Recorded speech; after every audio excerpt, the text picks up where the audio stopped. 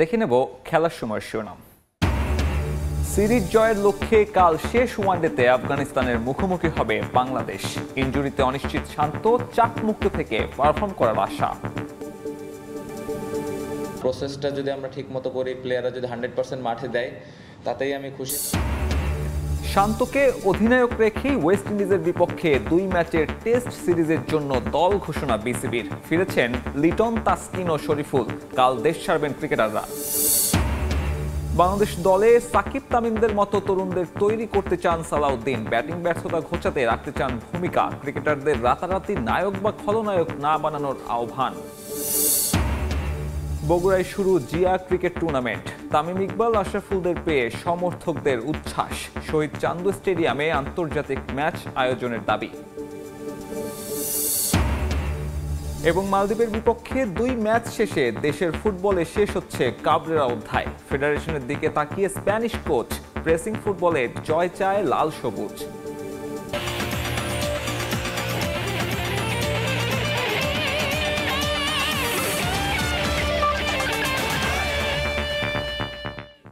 শুরুতেই cricket. Series জয়ের মিশনে শেষ ওয়ানডেতে মুখোমুখি হবে বাংলাদেশ ও আফগানিস্তান। দীর্ঘ 2 মাস পর জয়ে ফেরা বাংলাদেশ আত্মবিশ্বাসী শেষ ম্যাচ নিয়ে। প্রসেস ধরে রেখে সিরিজ নিশ্চিত করতে চান অধিনায়ক নাজমুল হোসেন শান্ত। সিরিজে সমতা থাকায় চাপ থাকবে 2 দলের ওপর, জানিয়েছেন আফগানিস্তান কোচ জোনাথন ট্রট। শারজায় ম্যাচ শুরু সোমবার বিকেল 4টায়। সংযুক্ত আরব আমিরাত থেকে তারেক হাসান শিমুলের রিপোর্ট। একটা জয়ের জন্য কত অপেক্ষা, অবশেষে সেই আকাঙ্ক্ষিত জয়ের দেখা পেল বাংলাদেশ। আত্মবিশ্বাসটা ফিরেছে দলে। আফগানিস্তানের বিপক্ষে শেষ ম্যাচটা এখন শিরোপা নির্ধারণী। মাত্র একদিন বাদেই শেষ ওয়ানডে। ম্যাচের আগের দিন তাই বিশ্রামে দল। শারজার উইকেটের সঙ্গে সখ্যতা হয়েছে টাইগারদের। তারপরও মিডল অর্ডার এখনও আস্থার প্রতিদান দিতে পারছে না। বড় চিন্তার জায়গা আফগান স্পিনারদের বিপক্ষে ব্যাট করতে গিয়ে নড়বড়ে মনে হয়েছে টাইগার ব্যাটারদের। সাকিব, তামিম, মুশফিকদের ছাড়া আফগানদের হারানো বাংলাদেশ বার্তা দিচ্ছে নতুন দিনের। সবাই যে প্রস্তুত তাদের দায়িত্ব নিতে। তাই শেষ ওয়ানডের আগে প্রসেস ঠিক রাখার উপর গুরুত্ব দিচ্ছেন অধিনায়ক শান্ত। তবেই জয় পাওয়া সম্ভব বলে মনে করেন তিনি। আউটকাম নিয়ে চিন্তা না করে যদি প্রসেসটা ফলো করি, বিশ্বাস করি যে প্ল্যানটা করেছে, এবং একজন আরেকজন প্লেয়ারকে যদি বিশ্বাস করি, তাহলে সিরিজটা জেতা সম্ভব। বাট আমি আউটকামে বিশ্বাস করি না। প্রসেসটা যদি আমরা ঠিকমতো করি, প্লেয়াররা যদি 100% মাঠে দেয়, তাতেই আমি খুশি। এবং আমি বিশ্বাস করি যদি আমরা প্রসেস ফলো করি এবং 100% দিয়ে আমরা ম্যাক্সিমাম ম্যাচ জিতবো। শারজা ক্রিকেট স্টেডিয়াম আফগানদের হোম ভেন্যু। এখানে সবশেষ 7 সিরিজ জিতেছে তারা। কদিন আগেই হারিয়েছে সাউথ আফ্রিকাকে। বাংলাদেশ আফগানিস্তান সিরিজ সমতা ফেরায় শেষ ম্যাচ রোমাঞ্চ ছড়াচ্ছে। ম্যাচের আগের দিন দলীয় অনুশীলন ছিল না আফগানিস্তানেরও। তৃতীয় ও শেষ ওয়ানডেটা জমজমাট হবে সেটা বলাই যায়। তবে আফগানদের হোম ভেন্যু হলেও প্রবাসী বাংলাদেশিদের উপস্থিতি নজর কেড়েছে আফগান কোচকেও। শেষ ম্যাচটায় চাপ থাকবে 2 দলের উপর, মত জোনাথন ট্রটের। আমার মনে হয় সিরিজ এখন যে অবস্থায় তাতে চাপ থাকবে 2 দলের উপর। এই সিরিজের আগে আমরা খুব বেশি সময় পাইনি প্রস্তুতি নিতে। তারপরও ভালো করেছে ক্রিকেটাররা। শেষ ম্যাচটায় আমরা আগের ভুলগুলো করতে চাই না। আশা করি আফগানিস্তান জয় নিয়ে মাঠ ছাড়বে। এখন পর্যন্ত আফগানিস্তানের বিপক্ষে 18 ম্যাচে 11 জয় বাংলাদেশের, 7টিতে জয়ী রশিদ খানরা। তারেক হাসান শিমুল, সময় সংবাদ, সংযুক্ত আরব আমিরাত। এদিকে নাজমুল হোসেন শান্তকে অধিনায়ক রেখে ওয়েস্ট ইন্ডিজের বিপক্ষে 2 ম্যাচের টেস্ট সিরিজের জন্য 15 সদস্যের স্কোয়াড ঘোষণা করেছে বাংলাদেশ ক্রিকেট বোর্ড।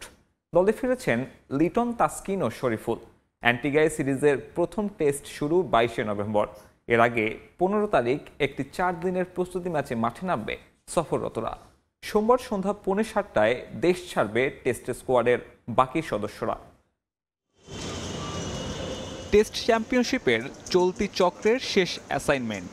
ক্যারিবিয়ান দ্বীপে 2 টেস্টে 2023-25 মৌসুমের ইতি টানবে নাজমুল হোসেন শান্তর দল। এবারের চক্রে বাংলাদেশের চেয়েও বাজে পারফরমেন্স ওয়েস্ট ইন্ডিজের।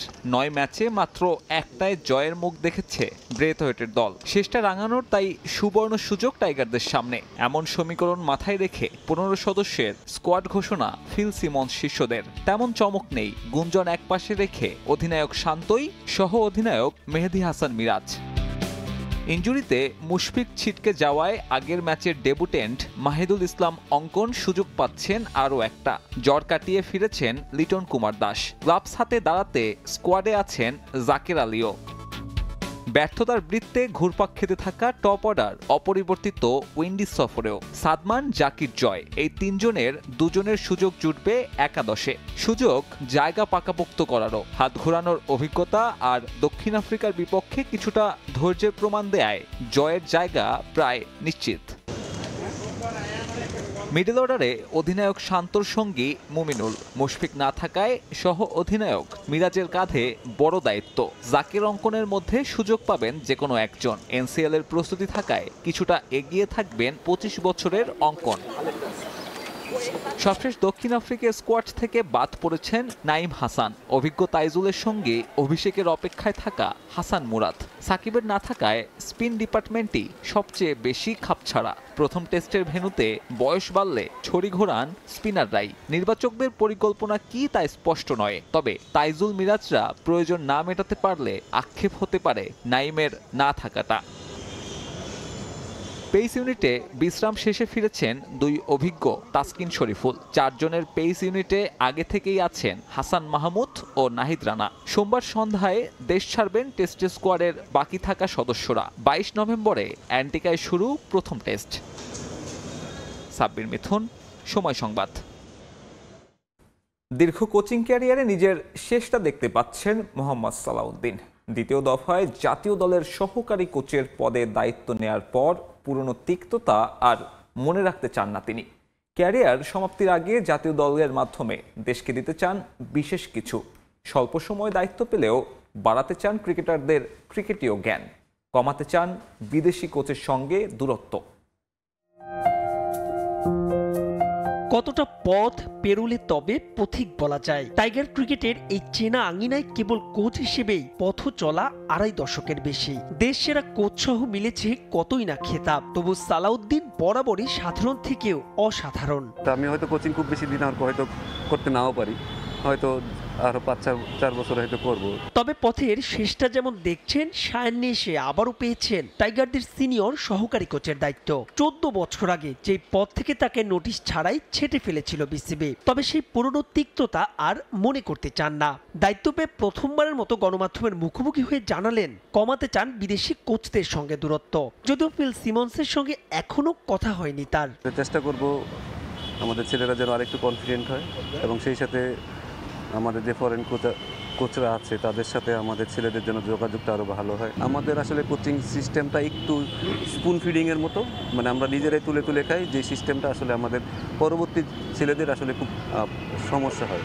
তো এটা যদি একটু বেটার করা যায়, কীভাবে আসলে ছেলেরা নিজেরা ইন্ডিপেন্ডেন্ট হবে অল্প বয়সে, তাহলে কিন্তু আসলে পরবর্তীতে এইসব সিচুয়েশনে আসলে তখন তাকে শিখাই দিতে হবে না, যে কোনো সিচুয়েশন সে কিন্তু এটা ট্যাকেল করতে পারবে। এমন একটা সময় তিনি বাংলাদেশের দায়িত্ব নিয়েছেন যখন পঞ্চপাণ্ডবের যুগ শেষের পথে। সাকিব, তামিম, মুশফিক, রিয়াদের ক্যারিয়ারে সরাসরি প্রভাব ফেলা সালাউদ্দিন এই দফাতেও জ্বালাতে চান প্রদীপ। যখন সাকিব, তামিম, মুশফিকরা আসছিল তখনও তারা তো টপ প্লেয়ার হয় নাই। তারা আসলে দীর্ঘদিন তাদের পরিশ্রম, তাদের ইচ্ছা, তাদের নিজের মোটিভেশনের কারণে তারা একটা পর্যায়ে আসছে। এই ছেলেদের যে ওই মোটিভেশনটা নাই সেটা কখনোই বলা যাবে না। তাদেরও অনেক ইচ্ছা হয়তো আছে, তাদেরকে হয়তো সঠিক গাইডলাইন করলে আমার মনে তারাও হয়তো ইনশাল্লাহ একদিন তারাও বড় স্টার হিসেবে আমার মনে আবির্ভূত হবে। আমার মনে হয় যে এখনই একটা রাইট টাইম। আমার এই দীর্ঘ কোচিং ক্যারিয়ারের লাস্টটা যদি আমি আরেকটা জেনারেশনকে হেল্প করতে পারি, সেটা আমার জন্য নিজের কাছে ভালো লাগবে।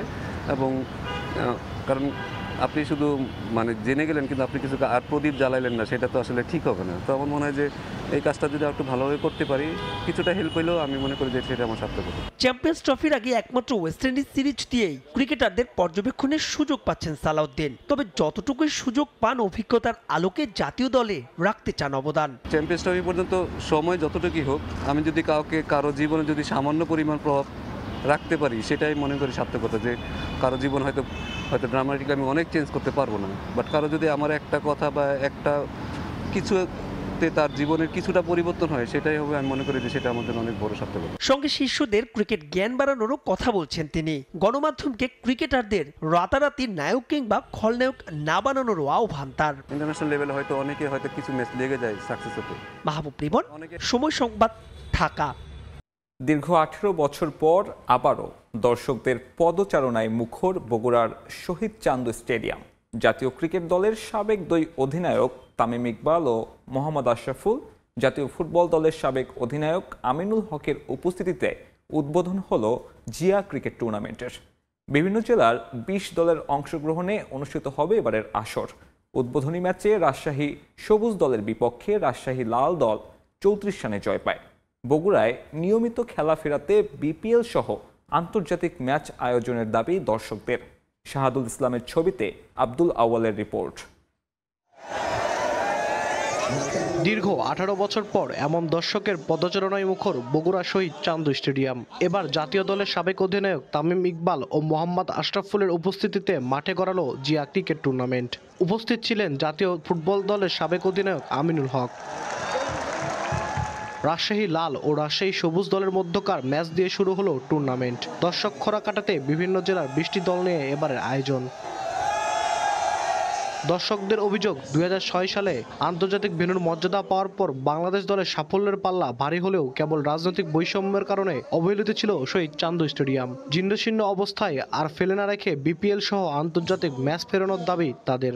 আগামীতে নতুন করে এখানে আন্তর্জাতিক মানের এবং জাতীয় পর্যায়ে এবং আমাদের যে ডোমেস্টিক ক্রিকেট টুর্নামেন্টগুলো যাতে এখানে হয় সেই ব্যবস্থা করবে। শহীদ চান্দু স্টেডিয়াম থেকে বাংলাদেশ ন্যাশনাল টিমের অনেক উন্নত মানের প্লেয়ার এখানে তৈরি হয়েছে।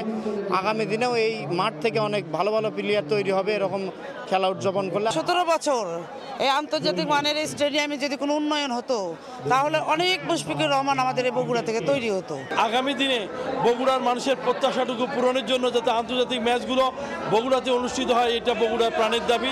স্টেডিয়ামটিতে দ্রুত আন্তর্জাতিক ম্যাচ ফেরানোর আশ্বাস আয়োজক ও জাতীয় ফুটবল দলের সাবেক অধিনায়ক আমিনুল হকের। আগামীতে যাতে বিপিএল এর টুর্নামেন্টগুলি এই বগুড়াতে শহীদ চান্দু স্টেডিয়ামে অনুষ্ঠানের ব্যবস্থা করা, সেটাও আমরা দাবি জানাই। এখানে আমরা একটা ক্রিকেট কমপ্লেক্স এবং এখানে যত ভালো আন্তর্জাতিক খেলা হবে সব একটা বগুড়াতে একটি ম্যাচ হলো এখানে রাখার আমরা ব্যবস্থা করবো ইনশাল্লাহ। গত 17 বছর ধরে এই শহীদ চান্দু স্টেডিয়াম টোটালি বন্ধ ছিল। প্রত্যেকটি জেলা উপজেলাতে বেশ কিছু ভালো খেলোয়াড় রয়েছে যারা হয়তো বা বিভিন্ন সুযোগ সুবিধার কারণে তারা খেলার সুযোগ পায় না, তো সেই সুযোগটা আমরা দিতে চাই। আগামী 19 জানুয়ারি শহীদ প্রেসিডেন্ট জিয়াউর রহমানের জন্মদিনে মিরপুর শেরি বাংলা ক্রিকেট স্টেডিয়ামে টুর্নামেন্টের ফাইনাল অনুষ্ঠিত হবে। আব্দুল আওয়াল, সময় সংবাদ, বগুড়া। এবারে ফুটবল। ডিসেম্বরে চুক্তির মেয়াদ শেষ হওয়ায় মালদ্বীপের বিপক্ষে ম্যাচ দিয়েই বাংলাদেশ জাতীয় ফুটবল দলের সঙ্গে সম্পর্ক শেষ হতে যাচ্ছে কোচ হাভিয়ার ক্যাব্রেরার। স্পেনিয়ারের সঙ্গে চুক্তি নবায়নের বিষয়ে এখনও কোনো সিদ্ধান্ত নেয়নি বাফুফে। তবে ফেডারেশন চাইলে লাল সবুজদের সঙ্গে কাজ করতে আপত্তি নেই তার। এই মুহূর্তে দেশের ফুটবলের বড় সমস্যা মাঠ সংকট। বঙ্গবন্ধু জাতীয় স্টেডিয়ামের সংস্কার কাজ এখনো শেষ না হওয়ায় এক বসুন্ধরা কিংস অ্যারেনাকে ব্যবহার করে বাংলাদেশ নারী ও পুরুষ ফুটবল দল। এদিন অনুশীলন গ্রাউন্ডে নির্ধারিত সময়ের আগে চলে আসে ফুটবলাররা। তবে মাঠে বসুন্ধরা কিংস অনুশীলন করায় দীর্ঘ সময় অপেক্ষা করে অনুশীলনে নামতে হয়েছে রাকিব মোরসালিনদের।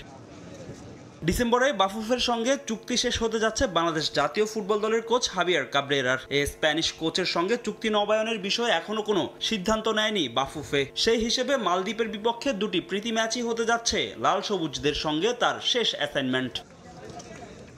নিজের পরবর্তী গন্তব্য নিয়ে এখনো সিদ্ধান্ত নেননি হাভিয়ার ক্যাব্রেরা। আপাতত তার ভাবনা মালদ্বীপ ম্যাচ ঘিরে। বাফুফের নতুন সভাপতির সঙ্গে আলোচনা করেই নেবেন সিদ্ধান্ত। তবে ফেডারেশন চাইলে মোরসালিন তপুদের সঙ্গে কাজ করতে আপত্তি নেই ক্যাব্রেরার। আমি এখনো কোনো সিদ্ধান্ত নেইনি। বাফুফে থেকে এখনো আমার সঙ্গে আলোচনা হয়নি। নতুন সভাপতির সঙ্গে আলোচনা করেই পরবর্তী সিদ্ধান্ত নেব। তবে ফেডারেশন চাইলে আমি কাজ চালিয়ে যেতে চাই। আমার এই দল নিয়ে দীর্ঘমেয়াদী পরিকল্পনা আছে। তবে এখন শুধু মালদ্বীপের ম্যাচ দুটি নিয়েই ভাবছি। প্যালেস্টাইন, লেবানন, অস্ট্রেলিয়া কিংবা ভুটান, লাল সবুজদের প্রতিপক্ষের পরিবর্তন হলেও পরিবর্তন হয় না আক্রমণ ভাগে। মালদ্বীপের ম্যাচের আগে ঘুরে ফিরে ওই এক নির্দিষ্ট জায়গায় কাজ করার কথা জানান কোচ ও ফুটবলাররা। প্রস্তুতি ম্যাচে ফুটবলাররা ভালো করেছে। আক্রমণের দুর্বলতা অবশ্যই আছে, তবে দলে বেশ কয়েকজন তরুণ ফুটবলার আছে, তাদের নিয়েই পরিকল্পনা সাজাচ্ছি। 2 ম্যাচই জিততে চাই। মালদ্বীপ মোটামুটি আমাদের সমমানের টিম, তো চেষ্টা করব গোল করার জন্য, গোল করানোর জন্য যদি আর কি সুযোগ পাই মাঠে, ইনশাল্লাহ আমি আমার সর্বোচ্চ দেওয়ার ট্রাই করব। এদিকে ঘরের মাঠে প্রেসিং ফুটবল খেলে জয় তুলে নিতে চায় বাংলাদেশ। সেই অনুযায়ী পরিকল্পনা সাজাচ্ছেন কোচ, আর মাঠে এসে সবাইকে খেলা দেখার আহ্বান জানিয়েছেন বাফুফের মিডিয়া কমিটির চেয়ারম্যান আমিরুল ইসলাম বাবু। আমরা এগ্রেসিভ ফুটবল খেলতে চাই এবং আমরা সেটার জন্য কাজ করে যাচ্ছি। তাদেরকে কিভাবে আপনার প্রবলেমে ফালাইতে পারি সেটা আমরা নিয়ে কাজ করছি। সারা বাংলাদেশের যারা ক্রীড়ামোদী দর্শক আছেন তাদের কাছে আমরা একটা অনুরোধ করব, আগামী 13 তারিখ এবং 16 তারিখে তারা যাতে মাঠে আসে এবং মাঠে এসে যাতে খেলাটা উপভোগ করে, আমাদের এই ছেলেদেরকে যাতে তারা উৎসাহিত করে, এরা যাতে আরো ভালো ফুটবল খেলতে পারে। আগামী 13 ও 16 নভেম্বর কিংস অ্যারেনায় মালদ্বীপের বিপক্ষে 2টি প্রীতি ম্যাচ খেলবে বাংলাদেশ। ফাহিম ইসলাম, সময় সংবাদ, ঢাকা। নারী ফুটবল দলকে ফিফা বিশ্বকাপে দেখতে চান বাফুফের নারী উইংয়ের চেয়ারম্যান মাহফুজা আক্তার কিরণ। সেজন্য প্রতিদ্বন্দ্বিতাপূর্ণ নারী লীগ আয়োজনে ঘরোয়া ক্লাবগুলোকে দেয়া হবে চাপ। ফিফা উইন্ডোতে শক্তিশালী প্রতিপক্ষের বিপক্ষে ম্যাচ আয়োজনের পাশাপাশি এফসি কোয়ালিফায়ারে ম্যাচগুলোতে দেয়া হবে বিশেষ গুরুত্ব। বাংলাদেশ ফুটবল ফেডারেশনে এসেছে বড়সড় পরিবর্তন। গুরুত্বপূর্ণ স্ট্যান্ডিং কমিটিগুলোতে হয়েছে রদবদল, তবে নিয়মিত সাফল্য পাওয়ায় বাফুফের নারী উইং থেকে গেছে অপরিবর্তিত। এই ডিপার্টমেন্টের নেতৃত্বের ভার আবারও মাহফুজা আক্তার কিরণকে দিয়েছেন বাফুফের নতুন সভাপতি তাবিথ আউয়াল। দায়িত্ব নিয়ে নিজের লক্ষ্যের কথা জানালেন নারী উইংয়ের চেয়ারম্যান। সাফের শিরোপা ধরে রাখার পাশাপাশি নজর দিতে চান এশিয়ান পর্যায়ে। স্বপ্ন দেখেন ঋতুপর্ণা, মনিকাদের হাত ধরেই বাংলাদেশ খেলবে ফিফা বিশ্বকাপ। আমি তো মেয়েদের ফুটবলটাকে ওয়ার্ল্ড কাপে দেখতে চাই, প্রথমে age level world cup, then main world cup. সেটার জন্য কিন্তু সেই ডে 1 থেকে আমি ওই টার্গেট নিয়েই কাজ করে যাচ্ছি। যেহেতু সাফ আমরা চ্যাম্পিয়ন সেকেন্ড টাইম হলাম, এটার কন্টিনিউশন ধরে রাখা, অর্থাৎ হ্যাট্রিক চ্যাম্পিয়ন হওয়া, আমাদের নেক্সট লেভেলে যাওয়ার জন্য কাজ করা। এমন লক্ষ্য পূরণে নিতে হবে দীর্ঘমেয়াদী পরিকল্পনা। নারীদের ঘরোয়া লীগ প্রতিযোগিতাপূর্ণ করতে বড় দলগুলোকে দেওয়া হবে চাপ। আর আর্থিক সংকট কাটাতে বাফুফের মার্কেটিং ডিপার্টমেন্টের সঙ্গে আলোচনা করেছেন নারী উইংয়ের চেয়ারম্যান। মার্কেটিংয়ের দায়িত্বে আমাদের যে ভাইস প্রেসিডেন্ট ছিলেন ফাহাদ করিম, ওনার সাথে আমি আধা ঘন্টা আগেই বসেছিলাম যে আমাদের যাতে ফিফা ফ্রেন্ডলিগুলো আমরা স্মুথলি করতে পারি তার জন্য আমাদের স্পন্সর জোগাড় করা। নারী ফুটবলের সমস্যা সমাধানে সচেষ্ট বাফুফের মার্কেটিং টিম। দ্রুত সময়ের মধ্যে সমাধানের আশ্বাস মার্কেটিং ডিপার্টমেন্টের চেয়ারম্যান ফাহাদ করিমের। Main concern sponsor. এখন শুধু খেলার জন্য স্পন্সর আনা আমি মনে করি একটু চ্যালেঞ্জিং। সো আমরা একটা হোলিস্টিক অ্যাপ্রোচ করতে চাই যে ওভারঅল ওমেন ফুটবলে আমি কিছু পার্টনার আনতে চাই। দায়িত্ব গ্রহণ করে এরই মধ্যে নিজের ডিপার্টমেন্ট নিয়ে পরবর্তী কর্মপরিকল্পনা সাজাতে শুরু করেছেন নতুন সহসভাপতি। আসন্ন কার্যনির্বাহী কমিটির বৈঠকে যা সবার সামনে তুলে ধরবেন তিনি। ফাহিম ইসলাম, সময় সংবাদ, ঢাকা। 4 বছর পর সাঁতারে ফিরেই স্বর্ণপদক জিতেছেন বাংলাদেশ সেনাবাহিনীর রোমানা আক্তার। এমন সাফল্যের কৃতিত্ব কোচদের দিয়েছেন এই সাঁতারু। ভবিষ্যতে অলিম্পিক আসরেও বাংলাদেশের প্রতিনিধিত্ব করার স্বপ্ন দেখছেন রোমানা। 4 বছর পর সাঁতারের প্রতিযোগিতায় অংশ নিয়েই বাজিমাত করেছেন সেনাবাহিনীর রোমানা আক্তার। কেন তিনি 4 বছর সাঁতারের বাইরে ছিলেন সেই গল্পটা শুনবই তার কাছ থেকে। এত বছর একটা গ্যাপ ছিল, তার মাঝে আবার সাঁতারে অংশগ্রহণ করেই এটা বাজিমাত করলেন। সো প্রথমেই জানতে চাই অনুভূতিটা কেমন? আলহামদুলিল্লাহ, অনুভূতিটা খুবই ভালো। প্রথমে আমি ধন্যবাদ জানাতে চাই বাংলাদেশ সেনাবাহিনী স্পোর্টস কন্ট্রোল বোর্ড এসিবিকে, কারণ এতটা গ্যাপের পরেও ওনারা আমাকে যেভাবে উৎসাহিত করেছেন যে রোমানা তুমি পারবে, তোমার কনফিডেন্স অনেক ভালো, তুমি পরিশ্রমী, তুমি পারবে। 4 বছর তো দীর্ঘ একটা সময়। এত সময় আসলে সাঁতার থেকে দূরে থাকার কারণটা আসলে কি? 2019-এ সাব গেমসের পরে 20-এ করোনা শুরু হয়ে যায়, তখন মোটামুটি খেলাধুলা অফ ছিল। সেই সময় আমি বিয়ে করি, 21 সালে আমার বাচ্চা হয়। দেন আবার 22 সালে আমার মিশন, যেটা চাকরির ক্ষেত্রে ইভেন্ট মিশন, দীর্ঘ 2 বছর। যার কারণে মানে একের পর এক গ্যাপ হয়ে গেছে। কোচ, আপনার কাছে একটু জানতে চাই, মানে এত বছর একটা গ্যাপ ছিল, তার মাঝে কিন্তু এসে কিন্তু সাফল্য। জি2 স্যার আছে, জি1 স্যার আছে এবং ডিএমটি মহোদয়, এই আমাদের বিশ্ব পরিশ্রম সবটা আমাদের অনেক স্পোর্টস ভেন্যু আছে, এগুলোর সব প্লেয়ারের পিছনে প্লাস কোচের পিছনে ওনার অনেক পরিশ্রম। শুনছিলাম রোমানা আক্তারের সাফল্যের পেছনের গল্প। ভবিষ্যতে অলিম্পিকের মতো ময়দানে বাংলাদেশের প্রতিনিধিত্ব করতে চান এই সাঁতারু। রিফাতুল ইসলাম মিরন, সময় সংবাদ, ঢাকা। বগুড়ায় পেশাদার ক্রিকেটারদের অংশগ্রহণে জমজমাট ডক্টর নুরুল হক স্মৃতি টি-20 টুর্নামেন্টের ফাইনাল জিতল বগুড়া রায় লিবেলস। জেসন পিপলের দেয়া 195 রানের বিশাল লক্ষ্য মাত্র 13 ওভারে উতরে যায় রেবেলস। 156 রানের অপরাজিত ইনিংস খেলে ম্যাচ সেরা ওপেনার মুলার। অবিশ্বাস্য ব্যাটিং তাণ্ডবের প্রদর্শনী করে বগুড়ায় ডক্টর নুরুল হক স্মৃতি টি-20 টুর্নামেন্টের শিরোপা জিতল বগুড়া লাইভ রেবেলস। ফাইনালে মাত্র 13 ওভারে 195 রানের লক্ষ্য পূরণ করে জেবিএসএস এর বিপক্ষে 10 উইকেটের জয় তুলে নেয় চ্যাম্পিয়নরা।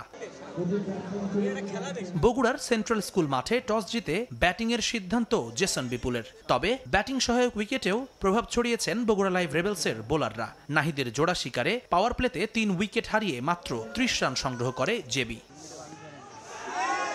উইকেট আগলে রাখতে গিয়ে রানের চাকায় ব্রেক পড়ে বিপুলের। 10 ওভারে দলীয় সংগ্রহ 4 উইকেটে 63 রান। খাদের কিনারে দাঁড়িয়ে থাকা দলটাকে এরপর টেনে তোলেন আবির রোহান জুটি। শেষ 4 ওভারে জেবি ব্যাটারদের আগ্রাসী ব্যাটিংয়ে স্কোরবোর্ডে যোগ হয় 66 রান। 20 ওভারে বিপুলের সংগ্রহ 7 উইকেটে 194। রেবেলসকে 195 রানের পাহাড় টপকাতে দিয়ে শিরোপায় একটা হাত রেখেই ফেলেছিল জেসন বিপুল। তবে বগুড়া লাইভ রেবেলসের ওপেনিং জুটি এদিন ছিল বিধ্বংসী। সেমির মতো ফাইনালেও শিশির মুলারের ব্যাটিং মুগ্ধতা ছড়িয়েছে। তাদের খুনে মেজাজের ব্যাটিংয়ে পাত্তাই পাননি বিপুলের বোলাররা।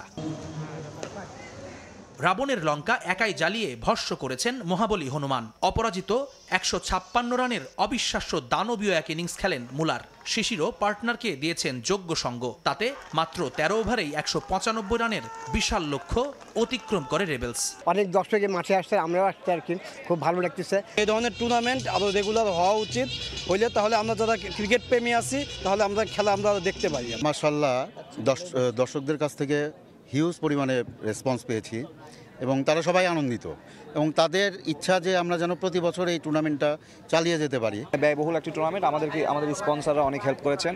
আমরা আশা করব ভবিষ্যতে আরও যারা সিজন 2-তে আরও বেশ কিছু স্পন্সর আমরা পাবো, এটি আমরা আশা করব। মাত্র 2 ম্যাচে 2টি বিধ্বংসী ইনিংস খেলেই টুর্নামেন্টের সর্বোচ্চ রানের পুরস্কার পান ঢাকার কর্পোরেট লিগের পরিচিত মুখ মুলার। সময় সংবাদ, বগুড়া। এ পর্যায়ে খেলার সময়ের শীর্ষ সংবাদ জানিয়ে দিচ্ছি আরেকবার। সিরিজ জয়ের লক্ষ্যে সোমবার শেষ ওয়ানডেতে আফগানিস্তানের মুখোমুখি হবে বাংলাদেশ। ইনজুরিতে অনিশ্চিত শান্ত, চাপমুক্ত থেকে পারফর্ম করার আশা। বাংলাদেশ দলে সাকিব তামিমদের মতো তরুণদের তৈরি করতে চান সালাউদ্দিন। ব্যাটিং ব্যর্থতা ঘোচাতে রাখতে চান ভূমিকা। ক্রিকেটারদের রাতারাতি নায়ক বা খলনায়ক না বানানোর আহ্বান। এবং মালদ্বীপের বিপক্ষে 2 ম্যাচ শেষে দেশের ফুটবলে শেষ হচ্ছে কাবরেরা অধ্যায়। ফেডারেশনের দিকে তাকিয়ে স্প্যানিয়ার্ড রেসিং ফুটবলে জয় চায় লাল সবুজ।